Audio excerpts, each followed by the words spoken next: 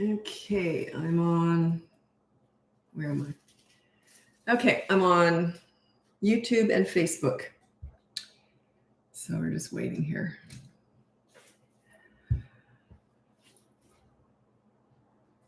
Oh my goodness.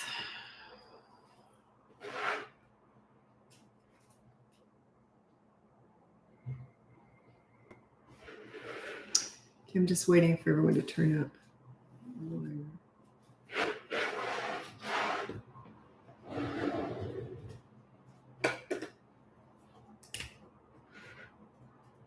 Hello. People are just coming in slowly but surely. Just doing some work here. Okay, while we're waiting for everyone to turn up, I'd love to know where you're from. So where are you from? I'm here in Vancouver, Canada. Beautiful sunny day today. Oh, I've been at my desk all day. That's okay. So where are you from? Where is Saif Imtiaz from? Where's that name from? I'm sure I said it wrong. I know I said it wrong. Where are you from? Where's that name come from? I have clients all over the world, and I always get all their names wrong. You rock. Oh, thanks for that. From Winchester, Virgo. And then I've got from Virginia and Chicago. It's on YouTube. I'm on YouTube the whole time. San Diego, great grandma watching 18-month-old. Oh, good. Wow, good for you. Montreal, PA, Pennsylvania. Titusville, where the heck was that? Titusville, Florida. Okay, I've never heard of that before. 2 from Australia. So we got 2 of them. That's where my kids were raised. Niagara, Ontario. I guess Niagara is a city, isn't it? It's not just Niagara Falls. Is there a Niagara? Is that just the name of the city around it? I was only there once when I was probably about 8. West Texas, hello, and Vancouver, Washington. Auburn, New York. I'm kind of nauseous right now. I just sprayed some new body spray on myself, and I don't think it agreed with me. Yeah, there was a sale, and I went a bit crazy, but I should have tested it first. Anyway. Okay. It's funny, I get approached on the street just walking around, and everyone says, "Oh, are you on Instagram?" Everyone who recognizes me here in Vancouver recognizes me from Instagram, which is not my biggest platform, but TikTok is. But it's interesting. So the locals here are all see me on Instagram. I don't know how all this stuff works. My daughter does that. Niagara region is a group of cities. Oh, okay. Okay. So it's in that area. Okay.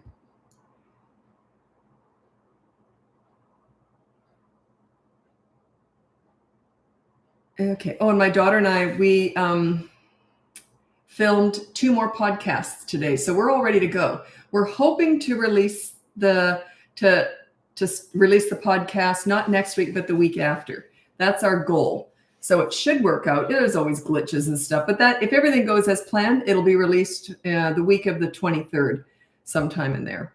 But anyway, so we're very excited about it. Yeah, so we've got about 8 of them, I think, that we've done. And evidently, when you do a podcast, I didn't know this, but Pat Flynn, he's this business guy. He teaches how to build a podcast. I was on his podcast twice, just talking about my business, how to build courses and all that. And that was years ago. So anyway, but now that we've got a podcast coming up, I might try and contact him again. Anyway, but yeah, evidently when you do a podcast, you don't just release 1, you're supposed to release 3, because if people like it, then they can kind of get on like a roll with them and watch a few. I don't know. Does that make sense? It kind of makes sense to me. Most things don't make sense to me. That makes sense to me. All that business stuff. Okay. Will you be inviting any guests in the new podcast from Indonesia? I don't know yet. We're not sure how it's going to go. It's just the 2 of us, my daughter and I, and we're just answering questions that people submit ahead of time. So, and then we just talk about general stuff. So we're very excited about it. Okay, so let's get going. I'm going to introduce myself. If you're new, welcome. If you're not new, welcome back. My name's Lisa. I'm a parenting coach. If you go on the link above, you'll see my free behavior board, my mini toddler courses, my big boot camp courses. I have 2 of them now, toddlers and an older one. And you can look into coaching. I have a wait list for coaching, but I will get to eventually. Okay, so let's get going. Nashville, Tennessee. Hello. Okay, how do you feel about daily routine schedules for toddlers? The things that you really want to get a routine with is meals, like you sit at the table, you don't get up, there's no screens at the table, stuff like that, and bedtime. So you do want to start with some routines. We all kind of work best with routines, right? I mean, as adults, the only time I have control over my life, like completely, is morning. No one can interrupt that. That is my holy grail is my morning routine. And that's the only thing I'm really, I need that. So I'm 63 and I need that. So toddlers need routines.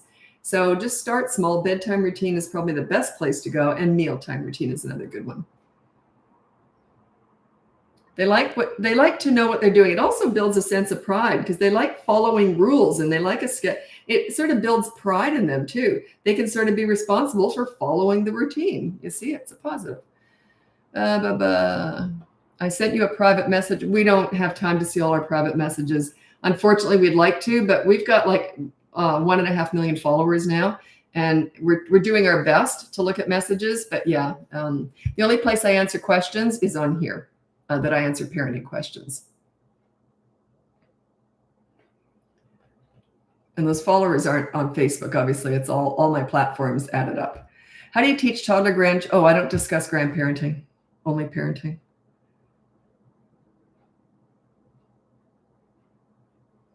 Okay. On YouTube. I'm on YouTube the whole time I'm doing these. My daughter said yesterday, she said, by the time you get to TikTok, that's when you're at your best. Because I'm on YouTube, whenever I do a live, I'm on YouTube the whole time. And then I flip from Facebook to Instagram to TikTok. So evidently by the time I get to TikTok, I'm all warmed up. I thought that would be my worst because that's when I'm kind of getting tired. So but it struck me as funny. She goes, yeah, you're always at your best at the end. It struck me as weird. Okay. How do I get my 5-year-old to stop talking to me in a whiny voice? Every time she asks for something, it's always in the whiny voice. You tell her, when you ask like this, I want that. Say, from now on, I will not be answering you. If you ask like this, may I please have, and tell her, you have to show them what to do. You don't just tell them what not to do. You show them what to do. So then you say, may I please have, if you talk like that, the answer may still be no, but I will answer you. But if you whine, like Tommy, if you talk like that, you know what whining is. She's 5. You know what whining is. If you talk like that, I won't even answer you. How do you help children that are angry about losing a parent? I kind of went through that myself with my dad. I don't have any advice for that. It just takes time. Grief for children it's hell. Because I remember how scared I was. So yeah, you know what helped me the most? I was 14 when he died, but I was 10 when he got sick. And what helped me the most was eventually I found other people who'd been through the same thing. So you feel so isolated. I remember the first day I went back to school after my dad died. Of course, the obituaries were out and everyone knew he had died, right? So Monday morning, he died on a Saturday. I had to go back to school Monday morning. I ended up coming straight home after just even trying to go to first class. And when I walked down the hall, I was 14, grade 9. When I walked down the hallways emptied. No one wanted to get eye contact with me. No one wanted to talk to me. Even the teachers, nobody. And then I went into my first class and I looked up, and I was the first one in there. And I looked up and the teacher, he was Mr. Dumonceau. It was French. And he looked at me and he mouthed, I'm so sorry. That was it. I got up and left and didn't go back for a week. So anyway, I'm laughing now, but it was hell. It's just a process. You can't fast track it. Just let them talk and hopefully find other kids who've gone through it. Took me probably years before I met anyone else who'd been through it. That was the worst part, was thinking you're the only one. Okay. How do you handle older half siblings never wanting to spend time with the younger ones who want to spend time with them? That's not really fair to expect older kids to want to play with younger kids. The only thing you can do is make the older ones heroes for the younger ones. You can maybe make chores for the older kids, something to do with help your little one make bed. So you can sort of set them up as the hero. Why on earth would a 14-year-old want to play with a 4-year-old? Like, it doesn't make any sense. So yeah, you can't force that. You can just sort of set them up as the hero. rather than wanting to play with them. They might bond that way, but you can't force a bond. I have no idea how to play with my 1.5-year-old. How do I play? Watch how your 1.5-year-old plays, sit down on the ground and mimic them. You enter their world. Just whatever they're doing, just do it too. I did some videos. It's kind of embarrassing, but it's for my granddaughter. We have this chat thing where they share videos of my granddaughter. So they showed her like on her tummy doing this. So of course I did a video of myself on my tummy mimicking her. So it's for future her. And yeah, just mimic them. They love that. They just love it. So that's how you enter their world. I have a 3-year-old son. Do you have any suggestions for when he spits at you with his tongue? Will tell you not to do anything. He's a thrower here. Okay, so put down no spitting, hitting, biting, etc. So that means anything violent or aggressive. That's on the behavior board. The behavior board's up above. It's completely free in the link. And you just put down no spitting, hitting, etc. and explain exactly what you mean by that. And if he does, there's a rule. By the way, that laugh isn't real. It's more of a ha ha. It's not real.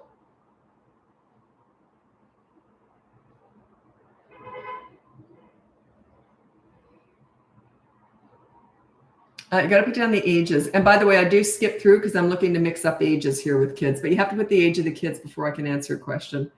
I'm going to just, everyone asks me about discipline, and that's not really what I do.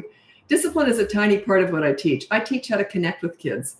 The pool story. The pool story is my best example of that. It's a video on Facebook. I know it's on Instagram and TikTok. It's like it's pinned, the first 3 videos. But it's called Example of Leadership Parenting, and it's the pool story. And it explains you deal with bad behavior, but then all your focus goes on the good kid. Where you put your focus, where you put your energy is what grows. If you're very focused on and put all your energy on the bad behavior, it will get worse and worse and worse. I guarantee it. Okay, why did I do this? Oh, right. Okay, I'm going to just go through 3 common discipline methods, especially with younger children, that I just can't stand. I know they're common. They're out there. They're really common.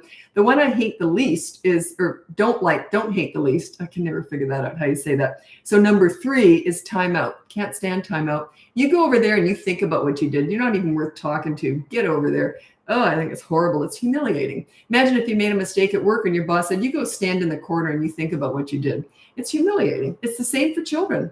And they're not thinking about what they did. They're just sitting there feeling like crap about themselves. So I hate timeout. The second one I hate, so that was number 3. Number 2 is diversion. You never divert with broccoli. If they're doing something bad, you go, here you go. Here's some reward. Here's something fun. You don't divert because then they've just learned, hey, wait a minute. If I kick my little sister, then I get a reward, right? Diversion is a reward because you never divert with broccoli. It's always with something that they want.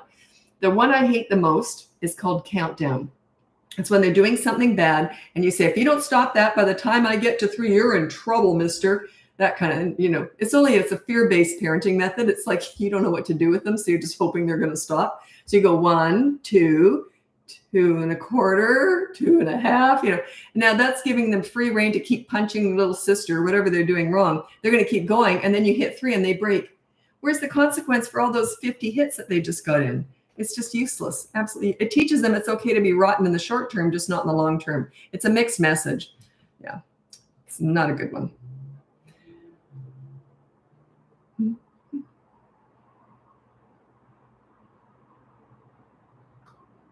So I'm just reading all my notes here. I don't look at my notes as much as I used to. I don't know why. I got all these stories and tidbits I want to share. Oh, this one came up, I think, in coaching today. And I think I mentioned it yesterday, too, in the live. And I never teach your kids to be proud of gifts. Like if they're born really smart or they're born really beautiful, don't encourage them to be proud of that. Encourage them to be grateful because they didn't earn that. That's just something that was handed to them. You teach your children to be proud of how they treat people, how they act, how they work hard, how they're responsible. You see, everything that they have control over is what you want them to be proud of. Not, yes, I was born beautiful. Yes. You see, it's that superficial stuff. I hate all that superficial stuff. Yeah. Like my daughter is beautiful, but she has never led with her looks ever. Not once, not ever. And I take credit for that because I never focused on them. She knew she was pretty, but she never led with her looks. And my son was born gifted. And I made a big point of saying, weren't you lucky? Okay, now, get to work. So, yeah. Encourage your children to be proud of what they do and what they say, not what they were just naturally given. Like, teach them to be grateful, though.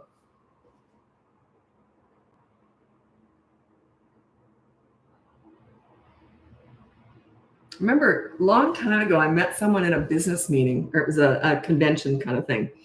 And I don't know how they worded it, but they had like an elevator speech with this stuff. And they say, yes, I was, how did they word it? Oh, yes. I knew that they'd been given money by their family. They came from money, right? And they said it like, yes, I earn a very good living, or something like that. But they were bragging. They were very proud of it. And I said, I spoke up, though they hated me. I spoke up and said, and what did you do to earn that? Boy, they hated my guts. I was just fine with that. But it's like, how can you brag about something that was handed to you? Like, I just didn't understand that. It was funny. But yeah, he didn't like me. That's okay. I didn't like him either. Okay, I have a 2-year-old. Well, Susie said I can't explain. Of course, I want to read it. Oh, this is long.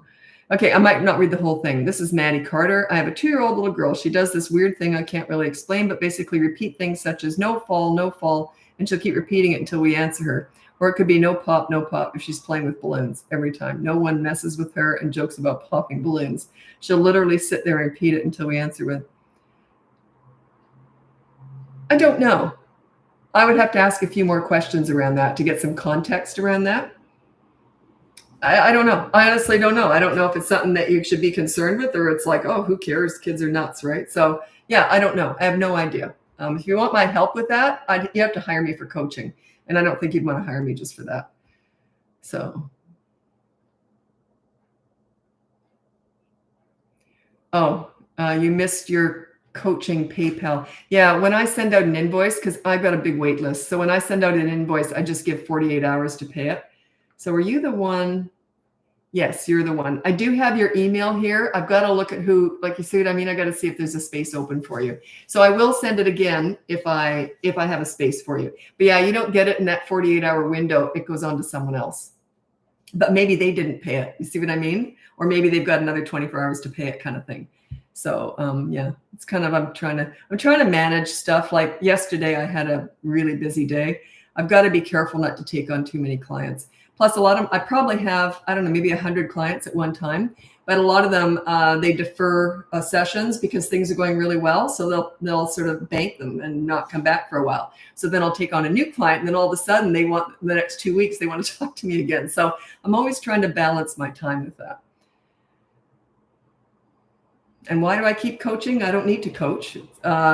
But why do I keep doing it? Because I love it. I love coaching. It's my absolute favorite thing to do in my business. So I'm still doing it. I keep saying I'm not going to do it anymore because it is a lot of work, but I love it. Okay.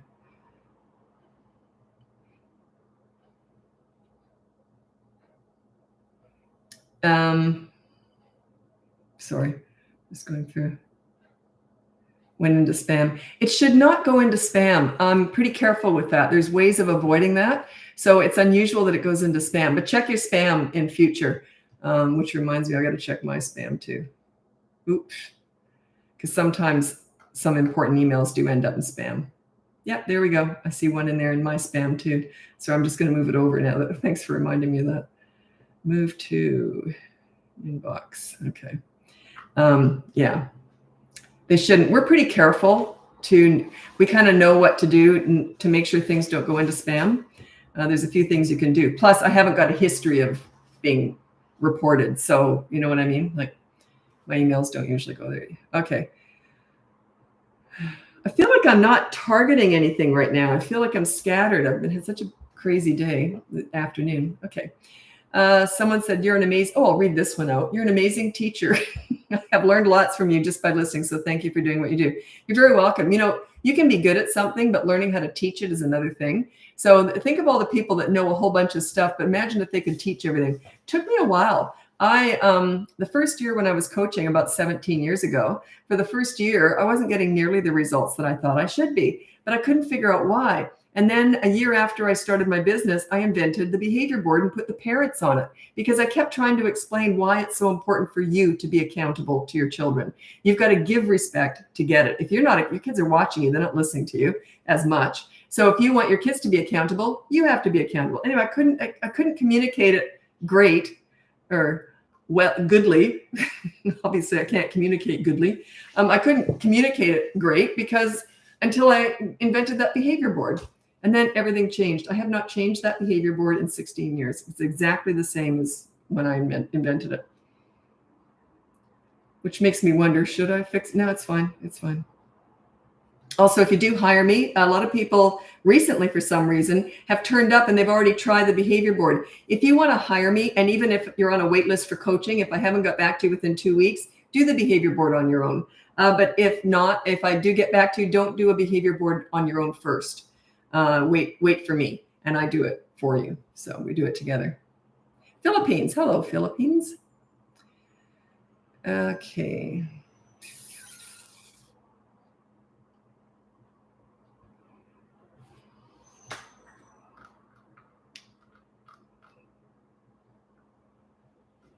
Sorry, I'm just reading something on YouTube. Okay, 3-year-old twins transitioning from play to mealtime is hard. Okay, so any transition is hard for kids unless you've sort of prepared them for it. Like I would say, make sure they're not right in the middle of a game that's going to take 20 minutes if you want them at the dinner table within 5 minutes. So say we're going to be eating in the next half hour, so don't start anything. They're 3 years old. I would just keep an eye on them and explain this to them. So make sure they're not starting anything that's going to take longer than when you want them going to the table. And then give them a countdown. Okay, remember I said I hate countdown? It's only when they're doing something bad. It's okay to count down. Okay, dinner in 10 minutes. Okay, dinner in 5 minutes. Okay, 1 more minute. Okay, come to the table. It's like that. Countdown to get them to do something good is different from countdown to just getting them to stop doing something bad. God, does that make any sense? I don't know. I don't have the energy to repeat that. Okay, Sydney, Australia. Hello, Sydney. That's where my son was born. He was born at a Nepean hospital. When I first landed in Australia, we lived in Marsfield near North Ryde, Epping and all that area. Yeah. I'll tell you, driving on the other side of the road, that was a challenge. I'm just going to tell you this just because I feel like telling it. When I first moved to Australia from Canada, I married an Australian. That's why I ended up down there. Anyway, when I first arrived there, it was about 2 or 3 days in. And I said, I hate sitting around. I hadn't got a job yet. I just arrived a couple days before. And it turns out I was already pregnant. Didn't know it. I got pregnant the day I arrived. I know that's when it happened. Anyway, I had my son 9 months later. Anyway, I said, well, just leave the car, get your friend to drive you to work and leave the car with me. I can drive it. Well, I'd never driven on the left before. So I did it in rush hour traffic. Like what a moron. In Sydney. Like rush hour traffic in Sydney. Had never driven on the left before in my whole life.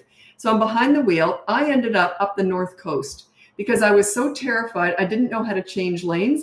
All I did was just trying to stay centered in the lane. That's all I did. And I ended up way up. I can't remember the name of the beach, but it was like a good hour or 2 hour drive. And I was just terrified to get out of the lane. I just stayed in this one lane all the way. What a dope. Anyway, within a week, I was quite comfortable driving on the left, but I did a lot of driving to get comfortable. And then I had to get home. I remember pulling over at the beach going like, oh God, that was awful. But I made it home. Crazy. I tend to dive in without thinking. Okay. What about 2-year-old children that won't sit in timeout? I hate timeout, so don't do it. I can't stand it. 2-year-olds need consistent corrective actions. They're not about words. Timeout is it's a fear-based parenting method. It says to me that you don't know what to do with them, so you just throw them in a corner. You go over there. You're not even worth talking to. You go think about what you did. Yeah, I think it's mean. It's humiliating. I can't stand it. So use consistent corrective actions. If they do something naughty, remove them from the fun or the fun from them for just a few minutes or whatever, maybe a half hour, but they're with you. If you remove them or, that you're there, they're not off by themselves. I think it's mean.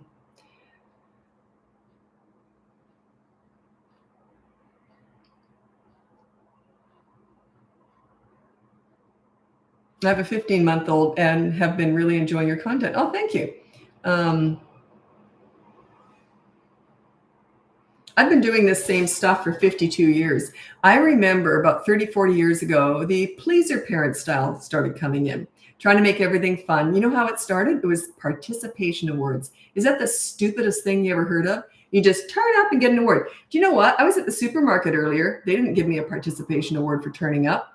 Huh, I didn't even get my award. Talk about raising self-entitled snowflakes with mental health issues. That was the dumbest thing I ever heard of.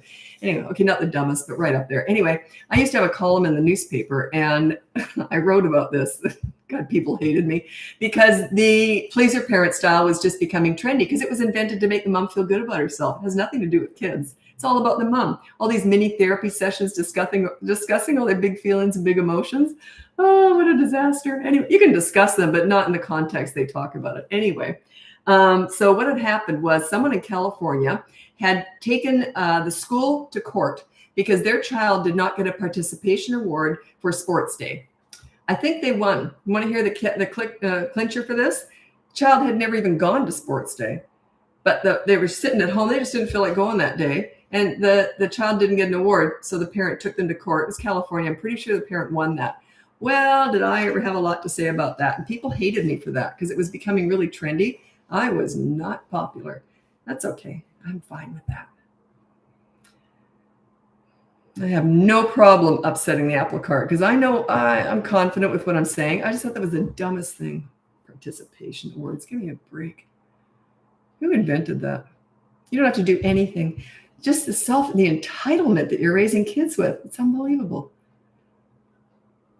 My 7-year-old boy ignores us so much. He has recently started name calling and hitting. Name calling, hitting when he gets mad, usually calling us stupid or his sisters. Okay, so you put down, if he's hitting and doing all that, I would say, I don't know whether I'd want to bundle them up. I think I'd just take the hitting first. No hitting, kicking, or hurting other people. Don't talk about the words he's using yet. It's too much for you to deal with all in 1 week. Check out the behavior board. It's free above. Check that out and put down no hitting or hurting other people physically. And then deal with the words in the second week. You put down no name calling or bad words for the second behavior board in week 2. Or else you can look into the boot camp course that goes from 3 to 12 years old. It's all about you and your leadership. Remember, leaders lead. You want to act and they will react to you. Parents are so busy reacting to their children that's why nothing's working. You want to act a certain way and they will react to you. Children instinctively need, crave, and want a leader. They're drawn to a leader. They need that. It's a basic need that they have. So fulfill that for them. If you're not a leader for your children and you send them out in the world, they're going to be very susceptible to bullying, peer pressure, the drug dealer on the corner, the internet, the Kardashian. You get the idea. Okay, you want to be the leader. They'll come and they'll run everything by you. They'll tell you everything. So you're sort of their guiding light. So I got sirens going on here. I live downtown.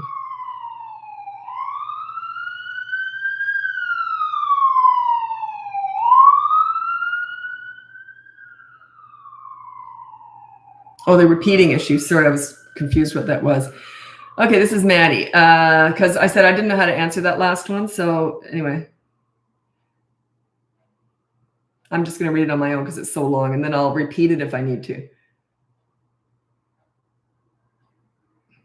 Oh, she's only 2. I would just ignore it, just for now. See how it goes. If other people are feeding that, then yeah. Do you ever share parenting hacks for older kids, 6 to 8 years old? I love your parenting ideas and style. I specialize in teenagers.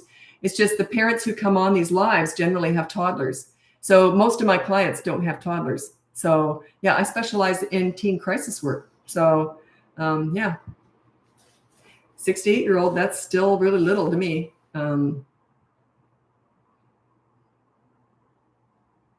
My husband of 6 used to go crazy that kids got awards for participation. So do I. So you have to do nothing, and you get an award. Wow. How ignorant is that?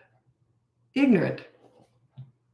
Where's the pride? Where's the pride? You know what's interesting too is I don't like awards anyway. I won't go on about it. It's more of a personal thing. I just don't like them, and they're sort of braggy. Look what I'm good at. I don't like all that stuff that, me. I just don't like it. Anyway, but yeah, my kids, I chucked all those awards as soon as possible. Yeah, they're all in the garbage many, many, many years ago. They didn't care about them because that's not what we emphasized in our house. Like it wasn't like I would never display an award or anything. Yeah. I remember I used to do a lot of volunteer work. And when you do a lot of volunteer work, you get offered awards. And they often want you to turn up to an award ceremony. Now,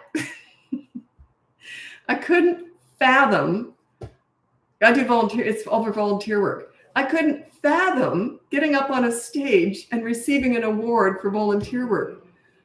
Like, I don't do it to get an award. It just struck me as funny. I never took one award once, not ever. Yeah. And to each his own. If you want to get that validation, that's fine. But God, I hate that kind of stuff. Where am I going to put it? Here's my award for a nice special. Yeah.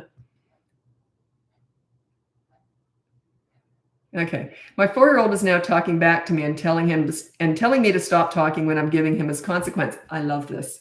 Okay. This is how I talk to clients. So let's say he broke a rule. So then you always go to the behavior board and you say, now let me see. So the rule, you're kind of talking like this. So the rule was, okay, no hitting, and you hit your sister. Now he's talking at you. He's coming at you hard. I hate you. You blah, blah, blah, blah, blah. This is me. I'd be listening to him and I'm going like this. As soon as he stops talking, I go, so the consequence for hitting your sister, and he starts again. He's at me. I hate you. And this is me again. Okay, so you're going to be doing a chore with it. See, he's being very rude by interrupting me. So you do not need to answer that. So yeah, you're just letting him know that you've got an agenda here. You're following it. And he can interrupt all he wants, but it's not going to change a thing. And it's not going to bother you. It's even more important to show it doesn't bother you at all. And then when you're all done, okay, so then if he keeps coming at you, you go like that. Well, I'm just going to keep going now. And then just keep talking quietly to yourself. Don't try and talk over him. He may be yelling at you and you just, okay, so let me see. I think because he's being so difficult now, I'll just do 24-hour media blackout. That starts now. Do you understand? That's what I would do. Yeah, he'll learn. You can't be manipulated. Well, you can right now maybe, but eventually you won't be. Like there's no freaking way I would take that from a kid. It's not good for them. Their self-esteem is in the toilet. If they talk to a parent like that, they have very low self-esteem. Guaranteed. Confidence and self-esteem are two different things. Some kids who can get up on stage and do theater and that often have very low self-esteem. A lot of kids who have a lot of confidence still couldn't get up on stage. They have stage fright. They're very different. Confidence and self-esteem do not go hand in hand. Okay, I don't care who tells you they do. They're wrong. Just a sec.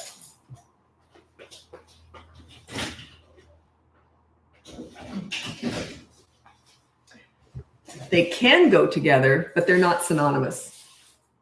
Did I use that word correctly? Synonymous? Goes together? I don't know. I don't care. I'm always messing things up. You know what I mean. Okay. How do I access the behavior board? It's up above. Takes about 15 minutes to arrive in your inbox. So it's all free. Behavior board's completely free.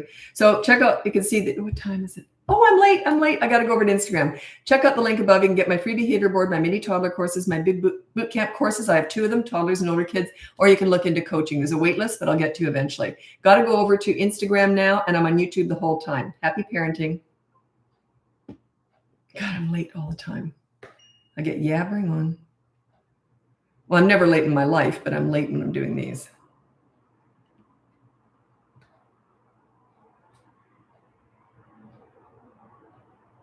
Come on, hurry up. There we go. Okay, done.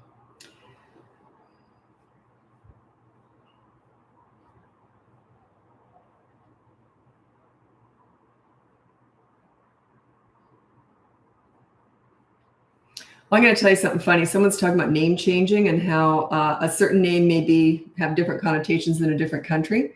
And this may be offensive to someone, but it just struck me as funny. There's an old stereotype with this name. When we were naming our son, my ex-husband, but at the time he was my husband, he wanted the name Leroy. We lived in Australia, and Leroy there's no connotation with that. But at the time, back in 1989, Leroy was kind of a tough, it just sort of had a different connotation to it, if you know what I mean. I said, no, we can't name our child Leroy, just because it had a different association with it over here. And so it was quite funny. But yeah. I actually quite like the name, but it just had that different association. You have a question about a 2-year-old hitting and pinching and all that. I do have a mini course on that. You can check it out in the link above. By the way, if you check out the link above, you can see my free behavior board, my mini toddler courses, my big boot camp courses. I have 2 of them now, one for toddlers, one for older kids, or you can look into coaching. I have a pretty hefty wait list for coaching, but I hopefully in the next couple of days, I'm hoping to take on some new clients. I mix up the ages, so it's not first come, first serve. Like I can't handle all toddlers or all teenagers. I have to, for my own mental health, I have to mix up all the ages. So yeah, a client asked me the other day, how many clients do you have on your books right now? And in my existing client list, I think it could be about 100, but I don't, some of them are just on hold because things are going really well. So they'll put the sessions on hold. So then I'll take on a new client, and then often they'll say, oh, I need to see you again. Then, oops. I have to manage it all. So that's why there's a wait list. I've been using your parenting style and it's improved my bond with my son, but currently we are dealing with a 7-year-old who uses disrespectful, hurtful words. How can I handle this? Is that the same son? But is it the same child? Okay. You might want to look into the boot camp course if you haven't already tried that. That's all about you and how to get respect. Because when you're a leader, they have no sass or disrespect. They just don't. It would be like if my mom, she was more my leader. She didn't do this often enough, but when she did it, it hurt. She would just go like this. What are you doing there? Like if I was doing something she didn't like, and I would just go, oh, I don't know, never mind, sorry. Like I hated her disapproval.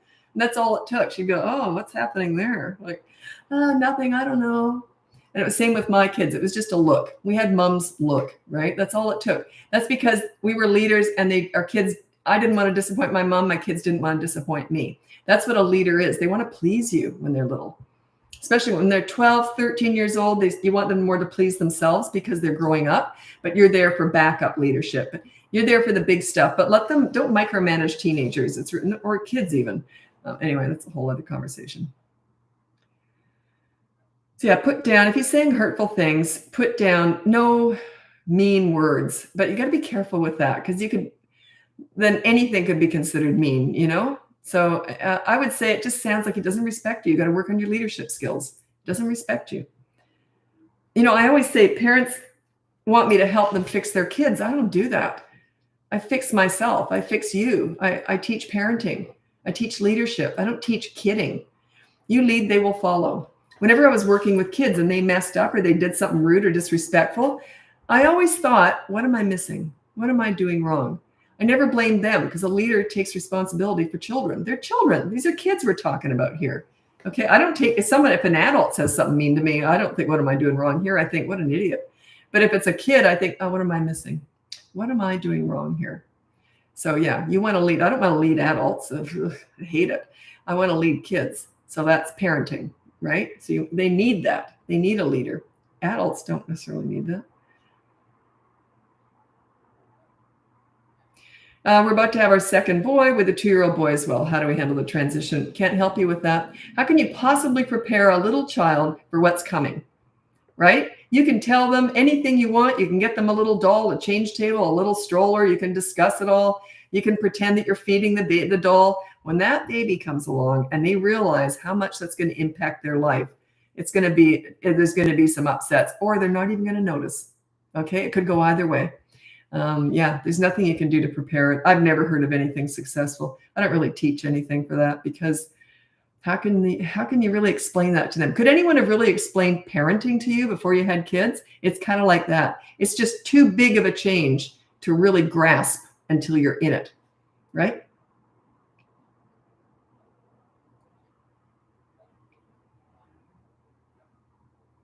I can see why people think I only work with little kids because that's the majority of questions I get on here. I do specialize in teenagers. That's how I started my business. I started doing teen crisis work. So yeah, if you have older kids, feel free to ask away. I like to mix up the ages, but it is mostly toddlers on these lives for sure. I kind of know why that is, but when people hire me, I get a lot of parents with teenagers and older kids for coaching.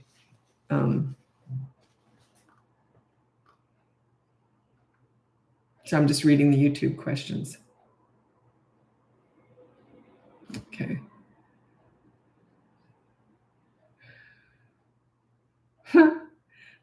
Why aren't you being polite? Any advice on gratification behavior in a toddler? Not so much. Just say those are your private parts, and they're private. Yeah. I don't want to go on about it right here. How'd you get into this job? It's more of a career, like a passion. I started volunteering in daycare centers when I was 11 years old. So I've been doing this for 52 years. My style really hasn't changed a lot. And and then I was about 20. And even then, I remember the daycare worker asked me, how do you do that? How do you play with them, but they look up to you. They want to please you. And I didn't know how to answer that. I was a leader, right? Anyway, and then I was 20, I think, and I decided I was going to be a child psychologist. So I just thought that's what I should be doing, right? Oh, I hated what they were teaching. It was so patronizing. Anyway, they kicked me out because I asked too many questions. They didn't like being questioned. And anyway, and then all the other students kept asking me questions about kids because I think it's really something I was just born to do. And then I never really thought about it. And then I just volunteered for decades. I volunteered with kids, hospitals, detention centers, schools, homes. I got some clearance from the government to go into homes and support parents who were struggling. Anyway, and then I was working with teenagers, troubled teenagers. And they're the ones who said, you got to teach this, Lisa. Yeah.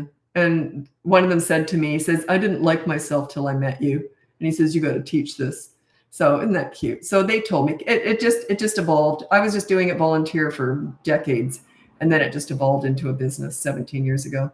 So I didn't see that coming at all, And also, if you're going to take parenting advice from someone, there are 2 criteria. They have to have these 2 criteria to teach it.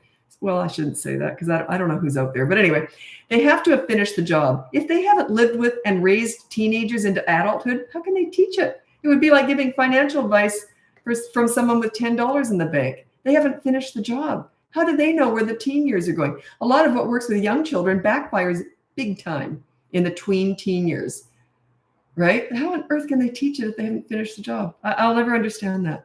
Anyway, also, they have to have worked with hundreds of other kids because I didn't learn that much with my own kids. They were easy. I got respect when they were little and sailed right through the teen years. A few hiccups, nothing big. But yeah, you have to have experience with hundreds of kids. It's all experience-based. It's not like anything else. A huge portion of my clients are teachers, principals, and child psychologists. They've got degrees up to the wazoo, but this is experience-based. If you haven't lived with teenagers, how can you teach parenting? You have to know where you're going to teach, how to get there. Yeah. So anyway, I always tell people this, and I'm sure there's people, I don't know who's out there. I've never looked at anybody else. I have no idea who's teaching what out there. I know there's parents tell me what they've learned from other people, but we don't discuss all that. We just get going on what to do. Okay. We gotta be careful with that. There's a lot of bad advice out there from what my clients have told me. The stuff they've been told is just drives me nuts. One of the things that really drives me nuts? You got a 2-year-old and they'll say, I've heard this. They say, get down on squat down, get down on their level. And you say to a 2-year-old, use your words. They are using their words. How patronizing. How nasty to say that to a 2-year-old. They aren't crying, hitting, whining is their words. What you're saying is, be more like me. Find your inner adult. They will parrot you. They'll talk like you to parrot you, just to shut you up, basically. They're not learning a darn thing. You're just patronizing them. Who invented that stupid thing? Ugh, drives me nuts because I have to undo all this damage, right? In coaching. Okay, I'm done complaining. Just because I just want you guys to enjoy parenting. I want you to find it as easy as possible. I'm sure there's other people out there like me, heavily experience-based, that can help you. There's a whole bunch of other stuff that's just going to make it tank. It's just going to be frustrating.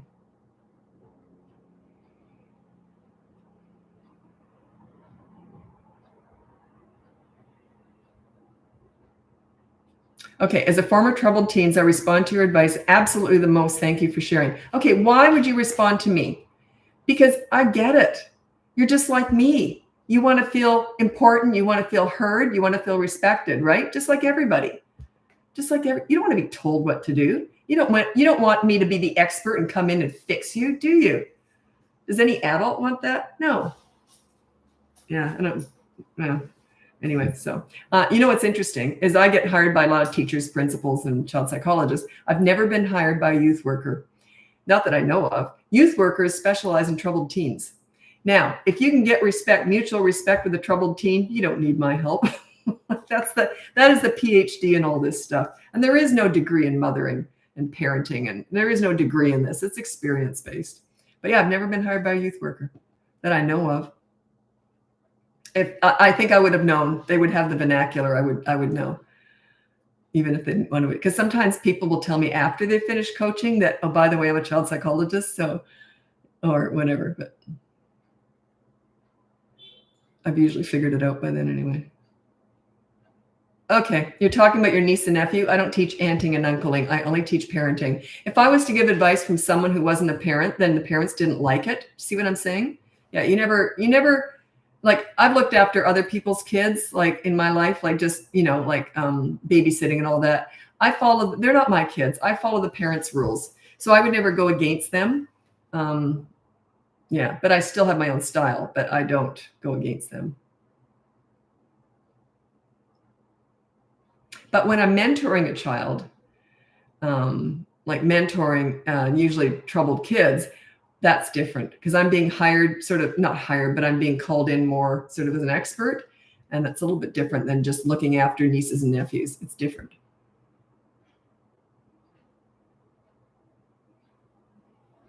Okay, 4-year-old takes too long to eat, get undressed, get dressed, etc. Put a timer on. Say, okay, so you have to be ready within 15 minutes. Here's the timer. He's 4 years old. Get one of those colored clocks that has the color disappearing, and say, okay, so you got 15 minutes. If not, there's a consequence. No anger. Just make them accountable. Common sense parenting has fallen by the wayside. Okay, parenting used to be easy. It used to come naturally. The reason is, like 100 years ago, it's because there was a village raising kids. You weren't doing it alone. Plus, they weren't expecting too much from themselves.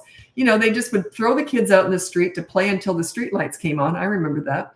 And then they'd yell out to their kids to come home. And then they'd spank them if they were naughty. They'd feed them. They put them in the bed. They just didn't have the same expectations. Anyway, but yeah, and there was a village. They weren't doing it alone. We, on my street where I grew up, everybody knew everybody. So all the moms knew every single kid. And if they got in trouble, they would instantly phone, oh, Shirley, so-and-so got in trouble. I saw him doing this or that. So we had eyes on us all the time. And there was a village. So nowadays you're isolated. Plus, for some reason, you're expected to be perfect. And this pleaser parent style has made everything a disaster. I remember when that came in, I said, oh my God, are we in trouble? I said, it's going to be self-entitled snowflakes with mental health issues, and the drug problem, mental health, is going to be a disaster. It's going to blow up. That was 40 years ago. I think I said that 30, 40 years ago. Now, I'm not saying I'm a prophet or anything, but boy, I saw this coming. I just saw it was such a disaster. Where's the leadership? Children need, crave, and want a leader. You're not giving it to them if you're a pleaser. If you're trying to make everything easy for them, you're trying to rescue them from life. You want to teach them accountability. But yeah, it was just common sense parenting is what it was.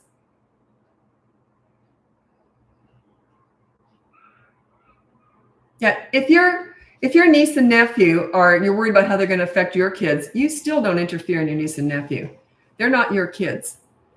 So yeah, basically they're none of your business. And I'm sorry to say that, but I would never tell a friend or a family member how to raise their kids. Like, I've got a granddaughter right now, and someone said to me early on, before she was born, oh, are you going to give them advice? Well, I'm not like that. It's not my style. Like, no, why would I? And they're doing a great job anyway. But if they ask, I'll give them some advice, but they don't need my advice. Like, they're doing, and I wouldn't tell them anyway. Because when you start handing out advice to someone, you're basically telling them what they're doing is wrong. It's an insult. Unsolicited advice is an insult. Do you want some advice on how to lose that weight? I'm just trying to help. People always say that. I'm just trying to help. Passive aggressive. Yeah, right. So yeah, don't offer help. Wait till it's asked for.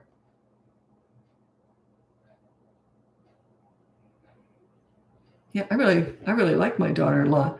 I want to stay on good terms with her. I really like her. I don't want to start handing out unsolicited advice. I'll never see her again. I wouldn't blame her for kicking me out. Yeah, I would never do that to her. Why would I want to make her feel bad? For 4, 5, 6-year-old, is it okay still in their love language? Huh? Is okay still in their love language? Is okay. Is okay. I don't understand that. Yeah, I appreciate your answer. Just wanted to give it a try. Yeah, I'm very, very tough with that one. I never give advice unless it's to the parents or whoever has legal guardianship. Potty training. I have a mini course on that if you're interested. It's in the link above, and it's called Potty Party. One of the parents going through it just sent the most gorgeous set of pictures, balloons everywhere and everything. My daughter said she's going to use it somewhere, but I don't know where she puts stuff. So it'll probably be in a newsletter or something. But yeah, it's a party. You train them. You have a party. It's a party for them, not for you. It's just a big mess for you. But it's usually only 1 or 2 days. Hopefully, anyway. Should toddlers get choices about everything? No. No. I don't even want to get, I don't want to get started on that one. It's too long. No. They don't need them. When you start doing stuff like that when they're little, it's almost they almost interpret it like you don't know what you're doing. Oh, you can't decide what I'm wearing? Yeah, no, it's okay once in a while, but there's parameters around it. There's a context around when you do and when you don't. But I could go on about that one too long. Okay. So I'm scrolling ahead to make sure you're still here when I answer your questions. Oh, is play still their love language? It's my love language. Make me laugh. Go and do something fun with me. I never outgrew that. So yeah, it is still their love language. Fun. You know, I play with kids. That's how I connect with them. And I play in their world. And with teenagers, when I was mentoring troubled teens, I use humor. That's how I connected. I use humor, like fun. It's kind of the same thing. Humor and playing is sort of the same thing. It's all lighthearted, joyous fun. That's their love language.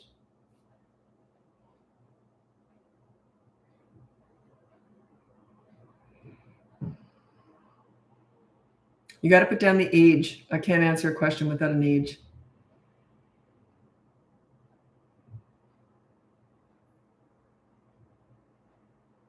Meant to say no BS parenting. I don't know what you said before, so. And the thing is that my daughter and I are filming our podcast. She's my business partner. And so we're filming, and stuff's coming up that I'd forgotten. And someone said, one of the questions was, oh, did you guys get disciplined very often? Because I always say I never disciplined my kids because I got respect when they were like 3 and a half. And the discipline was just, I don't remember much of it really. And my daughter said, no, you were the one who was always in trouble, me. So it went something like this, like, and it was me. I'm a bit crazy. So I have no filter. Like I just do stuff. And it would go something like this. I would have said to the kids, okay, I'll promise I'll make some muffins tonight. Okay.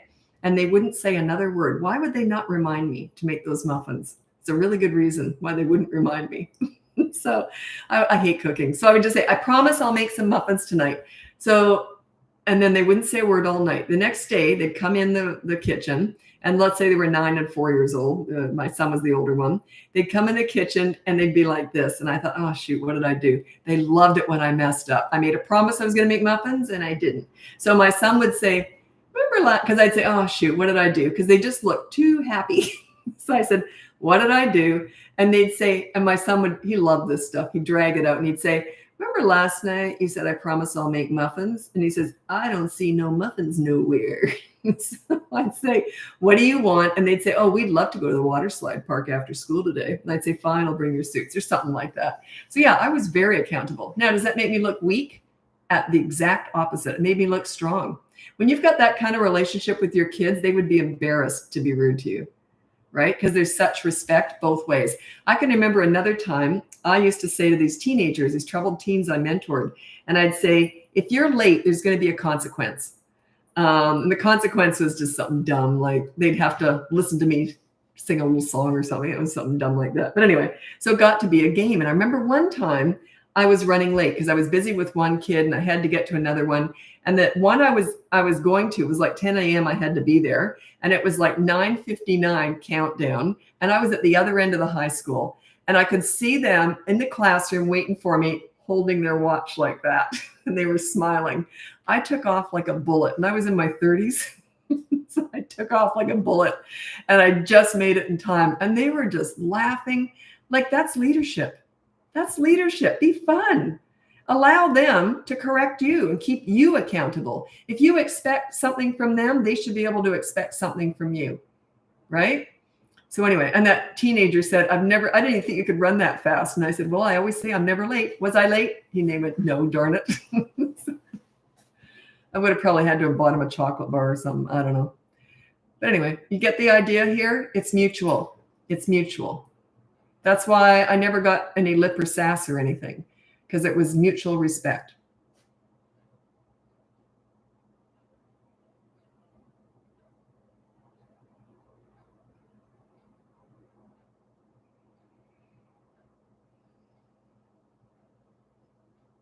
Oh, I just got a little tip. If you ever want some time to yourself and you've got little ones, that's what I used to do. I would build a fort over the dining room table. I'd just put big, long blankets over it, so it was like a fort. And then I'd put some blankets and pillows in there, like a little tent or fort. And then I'd say, oh, I forgot, adults aren't allowed in forts. Oh, well. And they'd be giggling and laughing. Oh, goody, we get it all to ourselves. And then I'd go off and read a book.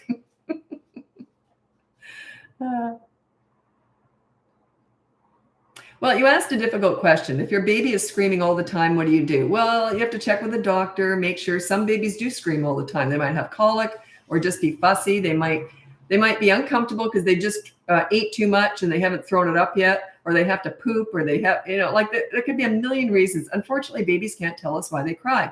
Some kids cry a lot. Other kids don't cry at all. I remember I was holding my granddaughter. She was about 5 weeks old. And I said to my daughter-in-law, I said, just go do whatever you want to do. I'll hold her. She was just fussing, right? So it was like a solid hour or an hour and a half. And she was just crying, like for no reason. That when she was dry, she was fed. So I was just holding her. The funny thing is she'd stop crying if I was walking around and doing this. So I thought, well, she's only like maybe a month or two old. I thought and I was getting tired, right? My arms are cramping up. And so that all I have to do is stand in one spot and do this. She knew instantly. Second I stopped and I just went like that, she started screaming again. So yeah, sometimes they do it just to get you to do whatever they want. Like that, she was soothing to her. She liked being walked and go like that. So it was just funny. I thought I could outsmart her. Turns out not so much. Yeah, sometimes babies just cry. Can't always figure them out. She couldn't tell us why she was crying. What age should I stop spoiling my baby? Mine is 6 months old. I don't think you can spoil a baby with love. Yeah, when my kids cried, I picked them up. I just did. I don't like a crying baby. You meet their needs and meet their wants. And when they're about 16 months old or just going into that, you can meet their needs and manage their wants more.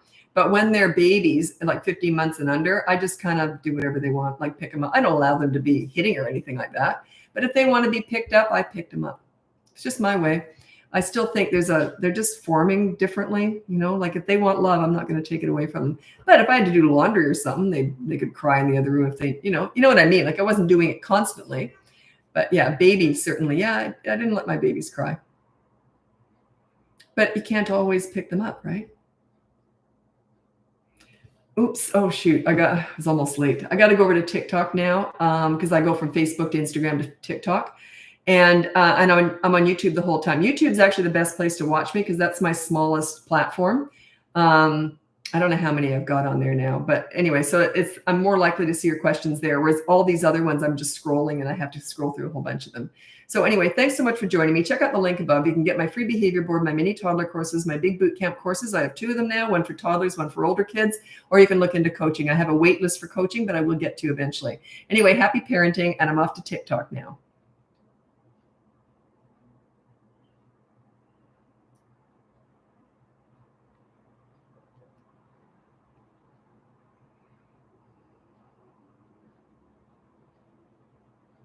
Oh, sugar, come on. There we go.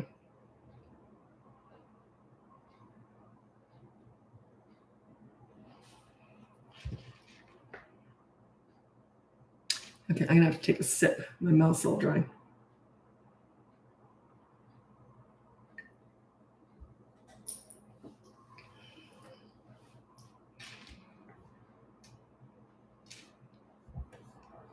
TikTok's my biggest platform. I've got 720,000 followers on there. But Canada is one of the few countries that TikTok doesn't pay. So, yeah, I figured out the other day I probably would have made, in the last couple of years, I probably would have made maybe $200,000 if I wasn't in Canada, just on TikTok. So I don't know why they hate Canada. I have no idea. So yeah, they won't pay. No, I don't care. I mean, okay, so we're getting going here. Okay, so I'm just waiting for everyone to turn up on TikTok. That sun's hitting me in a weird way.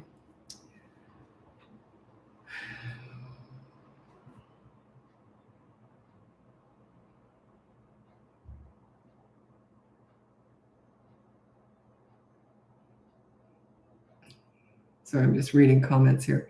Okay, I'm just going to introduce myself. If you're new here, my name's Lisa. I'm a parenting coach. If you're not new, welcome back. You can go to the link above. You can get my free behavior board, my mini toddler courses, my big boot camp courses. I have 2 of those now, one for toddlers, one for older kids, or you can look into coaching. I do have a very large wait list right now, unfortunately, but I will get to eventually. And I do mix things up. If you're in crisis, put crisis in there because I specialize, especially teen crisis work. I specialize in that. So anyway, that's it. Do you know who I haven't seen here for ages is Dot. Dot had a baby, I think, in February, and she was here for almost every single live. And then she had a baby, and I hardly seen her. I can't remember what country she was in. It was just one little dot. It wasn't the word dot. So yeah, I miss her. Okay. How to deal with behaviors that aren't, such a good one. Oh, you were, Allison, you were on here too, weren't you? Okay. Someone said, how old are your kids now? My kids are 34 and 29, and my granddaughter is 8 months old. Okay, how to deal with behaviors that aren't on the board. Do you address them as they happen or try to ignore or redirect? My kids are 15, 12, 5, 3, and 1. Wow, that's a big split. You got a babysitter in your household now too. Anyway, if it's not on the board and you're brand new at this, you just do 1 behavior board per week. So that's 1 rule per week. All the other stuff, you just have to let it go because your only focus is on mastering the behavior board, and don't mix that up with any other behaviors. You might say something like this, that might be a future behavior board, and just do whatever you were doing before. Okay. Just focus on the behavior boards. You're learning how to do this. It's a teaching, the behavior boards are a teaching tool. You've got to learn how to do this before you address everything. I would address everything in day 1. I wouldn't let a thing go, but I'm level 10 with what I teach because I invented it. When you're learning how to do this, you're just level 1. Then by week 2, you're level 2. Week 3, you're level 3. By week 4, if you're in the course, the boot camp course, then we start addressing everything. But you got to learn how to do this first. The teaching, you got to learn, the behavior boards are just teaching you how to do this. And then once you're kind of learned how to do this, then you start addressing everything. That's week 4 in a boot camp course for 3 to 12 years old. The toddler boot camp course is very different. It's more of a reference material, little mini blurbs on every single thing that I think might pop up, or most things that might pop up. It was built from your questions. So what you wanted on that course. So it's just sort of, hey, if your toddler does this, this is what you do. But it's not a process because toddlers don't operate like that. But 3 and above, that's when you can get like 5 weeks to get respect. It's a 5-week program. I feel like I was all messed up there. Anyway, okay.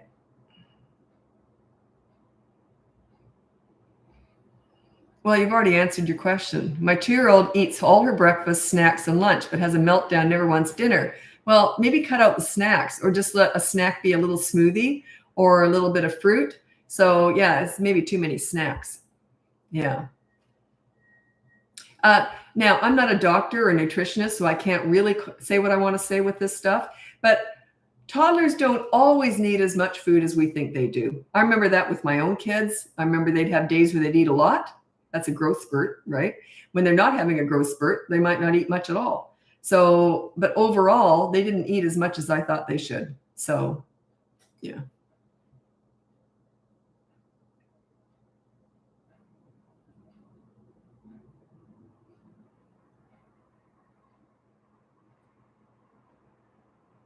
Well, thanks for your support. It really means a lot to me. Allison said, your boot camp has changed our family life and exponentially improved my confidence as a parent. Perfect. Perfect.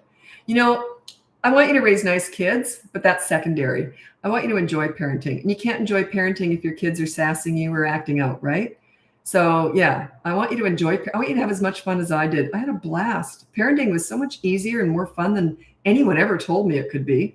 I just couldn't believe how much fun I was having. I literally was like, is this real? Like, is this how it goes? It was just so fun. That's what I want for you. I want you to enjoy it.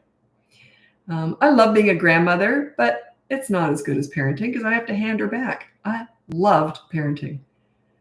I have to hand her back. She's somebody else's kid. I was out walking her the other day, and I thought, if I just keep going, would they ever find us? I did. I took her back, gave her to her real parents. But yeah, I love being a grandmother. Don't get me wrong. I love her like my own, but she's not mine. I don't get to take her home. So yeah, I love parenting. I'm too old for all that now, probably anyway. Be worried about breaking a hip. Someone said I was wearing something a bit baggy the other day, and they said, "Oh, are you pregnant?" That would be a medical miracle. It's funny. Yeah. Well, I'm in my 60s, just for context. It just struck me as funny. Are you pregnant? No. I would be in a medical journal if I was.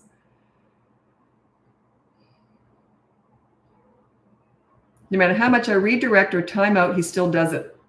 I can't stand redirecting, which is the same as diversion, and time out. I don't like either of them. Just keep watching and you'll see. I'm going to read out my top 5 tips for parenting toddlers. I'm assuming it's a toddler. But yeah, I don't redirect or time out. Actually, they're on my top 3 list of things I hate. The other one is the countdown method. Okay, these are my top 5 tips for parenting toddlers. Number 1, child-proof your home so you never have to say no. Number 2, set up a toy rotation system so they're never bored. Number 3, when you want to connect with a toddler is under the age of 3, with 16 months to 3 years, for 35 months. And if you want to connect with a toddler, you do so in their world, not in your world. You don't go to the nail salon with them. You go to the park and roll down the hill with them. Do you know how many times I came home from the park with twigs in my hair? Because I was rolling down with the kids in the park. Not every time, because there was dog poop there sometimes.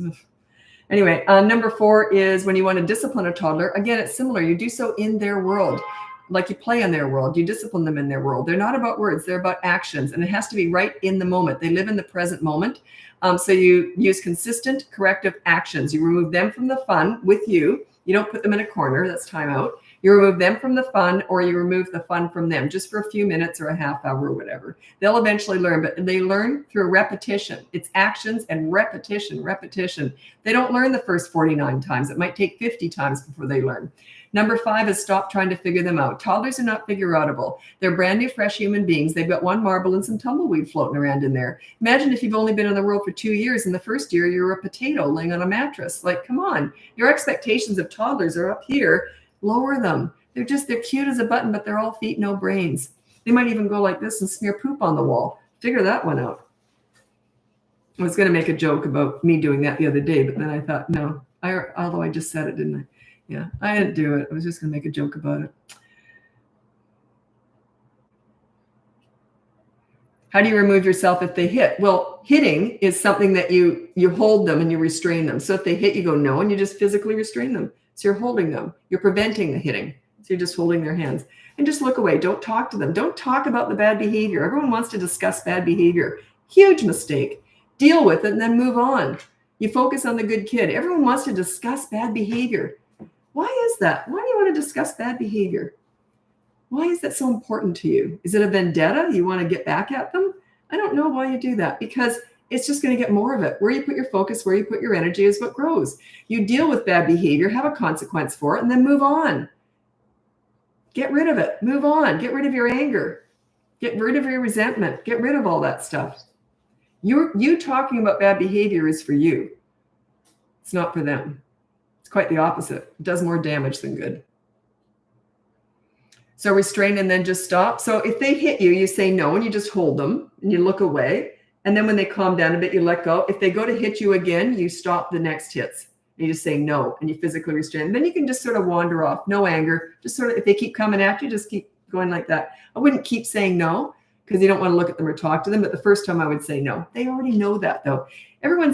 Children do not do bad things because they don't understand. They do bad things because they don't have the impulse control and you haven't taught them how to stop themselves, okay? It's not a lack of understanding. That's why so many parents are doing all these mini therapy sessions discussing all their bad behavior, all all their big feelings, all their emotions while all this stuff's going on, right? Huge mistake. You're dwelling on all the wrong stuff. Yeah. It's not a lack of understanding that makes them do that. It's a lack of leadership. You lead and they will not do naughty things. They won't fight with each other. They won't give you any sass. They won't bully. They also won't be bullied if you get good at teaching bullying. Anyway, that's another thing. Your leadership is everything. I teach leadership parenting. We're not fixing kids. We're fixing and teaching parents here. You lead, they will follow. They just do. Like if a 9-year-old was coming at me, I said, okay, the consequence for whatever, you threw the plate on the floor in anger, so you broke a plate. Your consequence is you're going to unload the dishwasher. He starts coming at me, but he unloads the dishwasher partly, and then he says, I'm not doing it. He slams the door. I would say, okay, that's fine. So 24-hour media blackout starts now. He comes at me. I hate you. You're rotten. I hate me. I hate life. I would go, whatever, and just walk away. Don't take the bait. Don't wallow in that negativity. Don't let them drag you down. You stay on the high road while they're on the low road. If you go down the low road with them, who's on the high road to pull the other ones up? Wait for them to join you on the high road. My mother was a really good energy shifter. That's what I call her, an energy shifter. If I was being stupid and whining on about something, she would have listened to me. She was a wonderful listener. She would have listened to me. And then because I was just being an idiot, whining on about something, she would have gone just like this. She would have listened to me. And then she would have said, I'm going to go bake a cake. Do you want to join me? Sorry, I got a siren going by.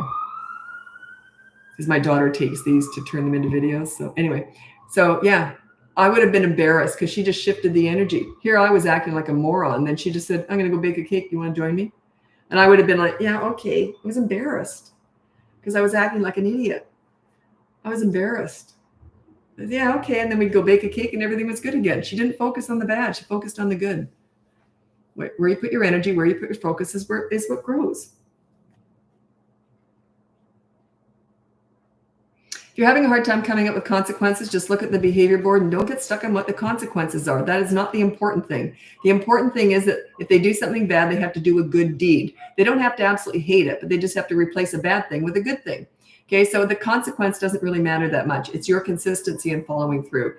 That is the focus. Oh, sugar, what the heck?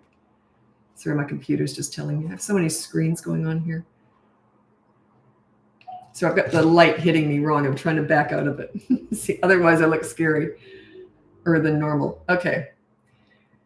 How should I react when my 2-year-old laughs at nose? What do you mean react? Why are you reacting to a 2-year-old? If they're being rude or disrespectful, you don't react to that. Remember, you act, let them react to you. Don't react to that. I wouldn't care if they were laughing. It wouldn't bother me a bit. It would bother me if I got upset at it, because they would have won. If I addressed that, they just won. I'm not a leader anymore.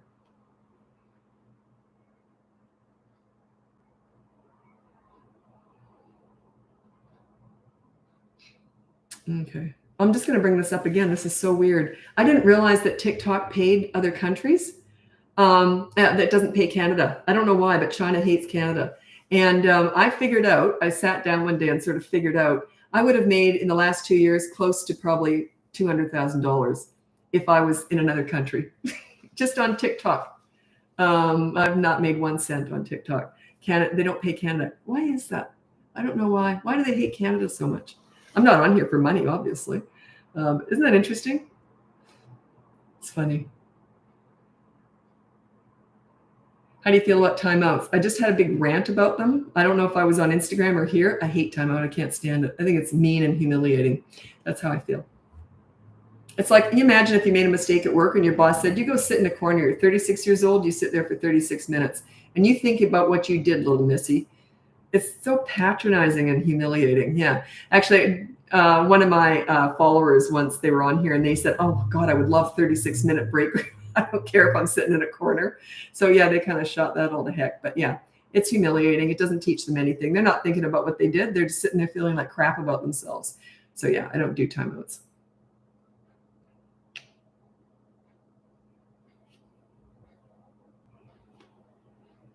I said I would consider that a form of timeout, which Lisa hates. I'm so drastic. I hate, I love. I talk in extremes. I've always been like this. Always, forever. For a million years, I've been an exaggerator, right? I just talk in extremes. So, but I'm very easily changed. In my personal life, I'm like this too. But I'm very quick to change. Oh, I hate that. Well, give it a try, Lisa. You might like it. Oh, I love it. Like I'm not the least bit stubborn or closed-minded. So, but I always, oh, I love that. Oh, I hate that. And then, well, give it a try. You might like it. Okay. Oh, I love it. I have no dignity, no pride. uh,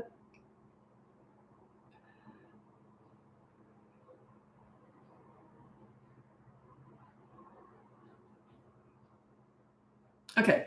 Violent, destructive tantrums with a 5-year-old. Work on your leadership skills. That will eventually take care of itself, but you got to make sure you got your leadership cemented before you even start dealing with that. If you've got a very violent, destructive 5-year-old, you want to address that now. I'd almost suggest you hiring me for that. But if you did, put down destructive or crisis work in coaching if you want to hire me. If not, look at the boot camp course for 3 to 12-year-olds because you're kind of in that next level. You want to address that now. If he's acting like that at 5, you want to address that ASAP.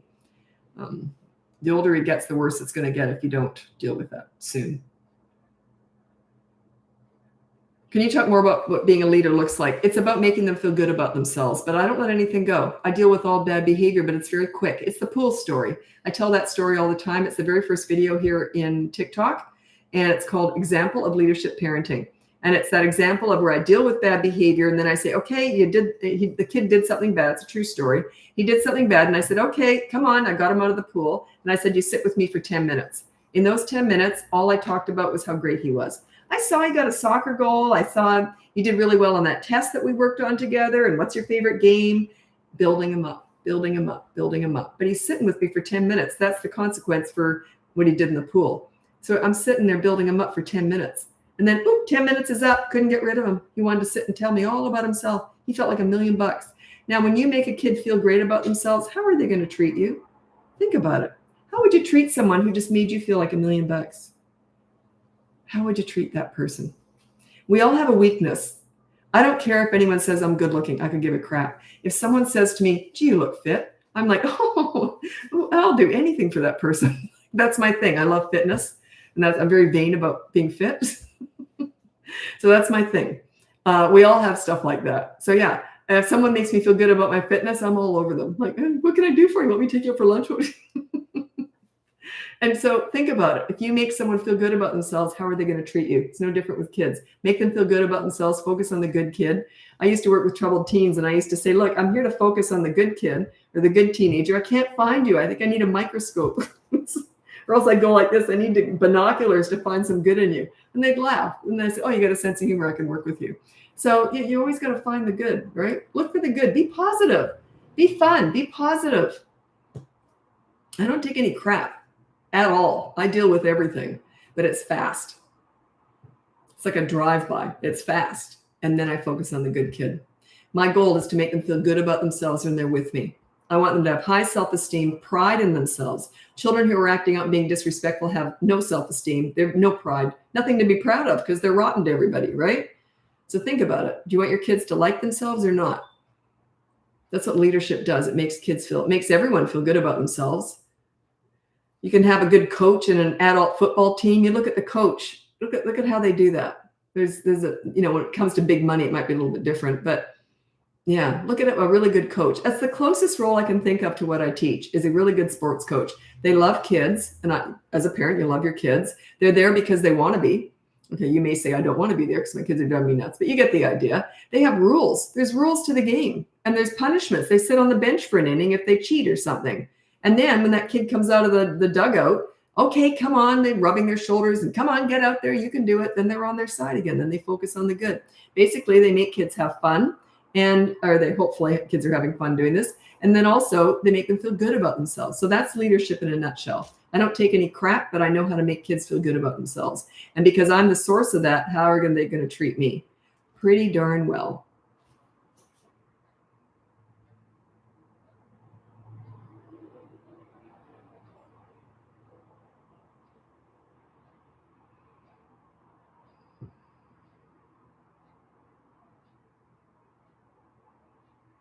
I would say of all the lives I've done, I do lives pretty much every day I'm on here. This is the most I've seen of nothing but toddlers. It's usually some teenagers or older kids thrown in. It's amazing today. I don't know why. It's all parents of maybe because people with older kids, they're all in school now. Might have some, maybe they're busy or they're all in school. That's probably it. Okay. That's probably it. Like I said, I just uninstalled TikTok. This is on YouTube here last week. So hopefully me watching your stuff on other platforms will support you better. Don't worry about me not making any money on TikTok. I'm doing okay. Just struck me as I didn't realize how much money other people are making. I had no idea. Like I literally would probably in the last 2 years have made $200,000 in the last 2 years if I was not in Canada. I had no idea that there was that much money in TikTok. Well, we don't make any money here. China hates us, obviously. So yeah, I didn't know that. I didn't know other countries are making all that money on here. Wow. Obviously, I'm not in it for the money. Okay. Do you have any experience with divorced mom from a narcissistic dad? How to help with kids? Well, be careful with that word narcissist. It's really trendy right now. Really, a lot of people have narcissistic tendencies, but I'm 63. I've only met one narcissist in my whole life. And it was next level. It was something just weird. And so, yeah, a true narcissist is very rare. But yeah, I deal with all sorts of stuff. I deal with crisis work, abused children, self-harmers, all sorts of stuff. I've dealt with everything. Probably not everything, but I've been doing this for a long time. And I specialized, when I first started my business, I specialized in crisis work and teenagers. So yeah, I saw a lot back then. I still get it, but not as much. Oh, you haven't got the behavior board? It takes about 15, 30 minutes to arrive. So you just have to wait. It comes in an email.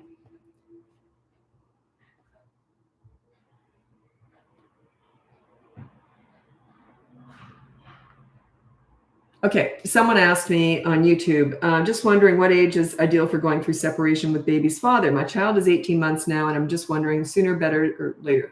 I don't know. There's no perfect age. We separated. Our kids were 9 and 14, but we never fought before or after, and we were very much a united front as parents, very supportive of each other with everything. So they didn't suffer. They don't care if you're together. Although they see it is a different dynamic for sure. But that's not what upsets the children. It's the fighting. That's what upsets children. So just get along. I don't know. There's no perfect age. Nobody can say. And plus, 18 months might be great for some kids, and 18 years might be better for others. Everyone's different. There is no perfect age for anyone. But just make sure you get along. You chose to have kids with that person. You are stuck with them for life. So I've got kids with my ex. We have a grandchild now. Luckily, we get along just fine. No problems at all. How awkward would that be, eh? Yeah. So, yeah, we still spend Christmas together and all that stuff because we chose to have kids together. So we get along. Are we friends? No. Do we get along? Yeah, no problem. That's the father. I don't see him as my ex. He's the father of my kids. Right? So you got to respect the fact that those kids did not choose for you to be with that person. They're kind of victims in all this. So just get along. Learn how to get along with your ex. You take the high road, even if they're taking the low road. I remember when we first split up, no one knew because we still went everywhere together with the kids. So they were all confused. And I remember we were sitting in the bleachers and so I told someone, oh no, we split up. And they just stared at us the whole time we were watching. I think our kid was playing a basketball game in high school. And I remember that mother, whatever, they were teacher, they were just staring at us the whole time. I guess because they couldn't figure out why we got along. Like as if I guess it's so rare. Isn't that sad, eh? But yeah, make the effort. Get along with your ex. That's the father of your kids or the mother of your kids. You don't have to like them. Just respect the fact that they're the parent of your kid. Plus, remember, if you're insulting a parent, you're insulting the child. Children take that personally because they're a reflection of that parent. So yeah, be careful with all that stuff. If you're insulting your ex, you're insulting your children. Okay. Actually, I got to get going now. If you want to check out the link above, you can get my free behavior board, my mini toddler courses, my big boot camp courses. I have two of them now, one for toddlers, one for older kids. And you can look into coaching. I do have a really big wait list right now, but I'm doing my best to get through it. So I'll get to you eventually. Plus, we're filming our podcast now. I think we've got 6 or 8 episodes done. We just did a couple more today. We're going to release 3 of them, I believe, around the week of the 22nd. So that's a Sunday. So it'll be that week sometime of September, we're hoping. So not next week, but the week after. We've been having a lot of fun with it. It's me and my daughter. She's my business partner. And she does all the marketing, all the social media. Everything that you see on here is her. I actually built TikTok on my own. And then she came on board and blew everything up. So yeah, I got to 500,000 on TikTok, but then she put me on Instagram and Facebook and so she's all the behind the scenes. And that's why she came on board. She goes, Mom, obviously people are listening to this. So she came on board organically just to help me out. And then it just went crazy. And she's good at all this stuff behind the scenes. So now she's with me full time. So it's been, imagine working with your daughter. Imagine working with your kids. Like, isn't that wonderful? And she's a business partner. So anyway, it's wonderful. So we're doing it together and we're learning stuff about each other. Like there's stuff that's coming up from her childhood that I'd forgotten. So just questions that we don't normally talk about, some of this stuff, but parents will ask questions. And then it's actually quite fun. So it's a mother-daughter podcast talking about parenting. Anyway, I got to get going. Thanks so much for joining me. And I'll be back again, maybe tomorrow, maybe the next day. I'm not sure. Happy parenting. Bye now.